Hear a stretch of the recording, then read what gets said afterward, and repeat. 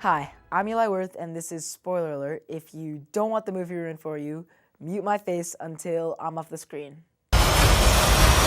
We had seen hero versus hero in Marvel Comics, and the movie does such a great job of portraying that by showing the clashes of Captain America and Tony Stark's ideology. Unlike Batman v Superman, they really had a reason to fight each other. No one's mother was kidnapped. And during this movie, you really switch sides during the film because they do such a great job of showing the different sides and the different reasons these characters do what they do. Because the whole premise is people have gotten really upset with all the destruction that the Avengers have been causing throughout all their missions. New York, Washington, D.C., Sokovia. Okay, that's enough. While a great many people see you as a hero, there are some who'd prefer the word vigilante. You've operated with unlimited power and no supervision. That's something the world can no longer tolerate. The United Nations created a document called the Sokovia Accords, which, if the Avengers sign it, it basically limits all their actions and places they go to a committee in the United Nations. And Iron Man is all for this. He thinks that the Avengers needs to be put in check, and if they don't have limitations, they're no better than the bad guys, which is what he says in the movie. And Captain America, on the other hand, he has like trust issues, I guess you could put it. He thinks that the safest hands are still the Avengers. If someone dies on your watch, you don't give up. Who said we're giving up? We are for not taking responsibility for our actions. This document just shifts the blame. I'm sorry, Steve, that is dangerously arrogant. This is the United Nations we're talking about. It's not the World Security Council. It's not SHIELD. It's not Hydra. No, but it's run by people with agendas, and agendas change. That's good. That's why I'm here. When I realized what my weapons were capable of in the wrong hands, I shut it down, stopped manufacturing. Tony, you chose to do that. If we sign this, we surrender our right to choose. What if this panel sends us somewhere we don't think we should go? What if there's somewhere we need to go and they don't let us?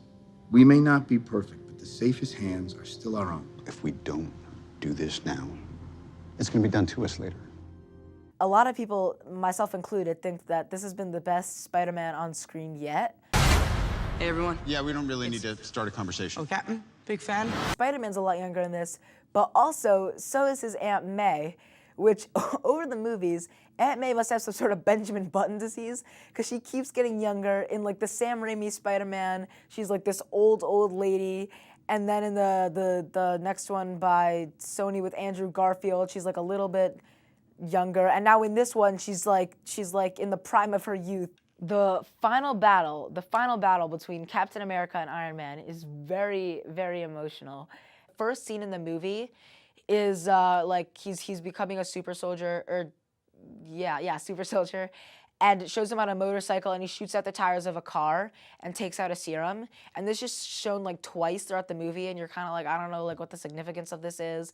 But then in the end, Baron Zemo, he pulls it up on a screen, and Iron Man's like, what is this? What is this? I know this street. And that's when you're like, oh, and it gets so hard to watch because it goes into like, it's off of a surveillance cam, and it shows Bucky as the brainwashed Winter Soldier killing Iron Man's parents. And that just sets him over the edge. Like, originally, the two, Captain America and Iron Man, were fine because Iron Man actually found out about Zemo and, like, how he had framed Bucky in the past, and Bucky wasn't the real issue. But then he finds out that Bucky actually killed his parents, and then the battle completely begins.